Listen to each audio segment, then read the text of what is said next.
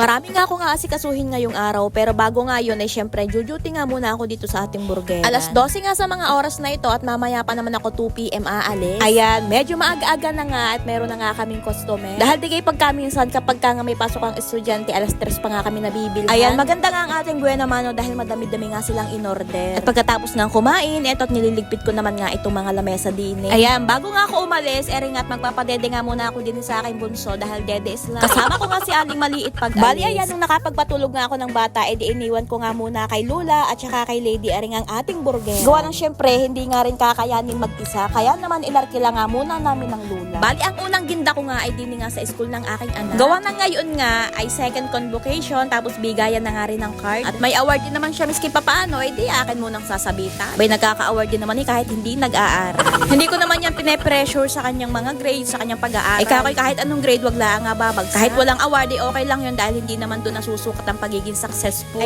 Kung sadyang di sa high school o college na nga lang ang galingan. Kaya pagkagaling ko nga dito sa school, diretso naman nga kami doon sa isang resto na nag-invite nga sa amin. Kapag ka nga ang may nag-i-invite, syempre, bago nga ako umuo, kailangan nga may mga tao rin sa akin tindahan, sa burgeran. Lahat talagang napakahirap nga kapag ka nga ako ay magsasarado. Yung mga gayaan nga palang invites, wala pong involved dyan na pera. Bali, pinapablog nga po yan sa akin, kapalit nga po ng libreng pagkain. O kaya naman ay libreng serbisyo o libreng mga produkto. At para sa akin ay okay na okay lamang yon dahil natutulungan ko sila at natutulungan din nila ako. At kapag ka nga karning malapit laang nga din sa amin, inagagawaan ko nga ng paraan. At kung malayo naman, di medyo ibang usapan na nga yun. At ako nga rin ay nagpapasalamat dahil nagtitiwala nga sila sa amin. Dahil kung tutuusin ay hindi nga rin basta-basta yung mga resto o kainan nga na nag-i-invite nga sa amin. Aring at pagka-uwi ko nga sa amin, pandalas na nga ako dahil alas 5 na nga kami nakauwi. Ayan nga, at nadatnan ko na nga sila dito na may mga customer pa. Kanina nga raw ay maraming ang bumili pero kinaya naman daw nila. Tapos din nga sa tindahan, ari naman nga ang bumungad sa akin, ari nga sandamakmak na pakihi. Dahil nagsabay-sabay na naman nga ang deliver dahil ari nga ay araw nga ng Biyernes. Sinilip ko nga rin na rin benta nila sa burgeran at sabi nga ni Lady ay nakakota na nga raw daw sila ngayon. At sabi niya ay nga ngayon nga lang daw siya makakaupo-upo.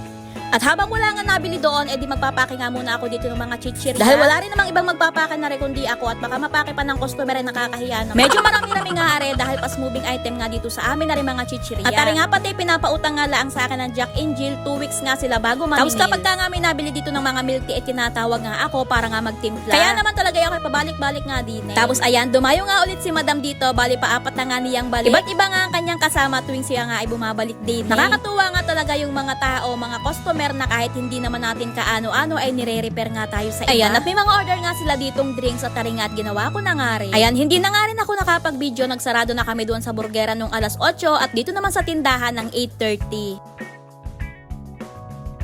Ayan, kinuha ko na nga dito yung aming benta ngayong araw at baka makuha pa ng iba. Hindi man kalakasan na rin aming tindahan pero at least ito nga yung bumubuhay sa dito amin. Dito nga rin namin kinukuha ang aming pang-araw-araw na gastos. Kaya ako'y nagpapasalamat at kahit papaano'y nakakasurvive nga kami sa pang-araw-araw. O siya, paano? Bye!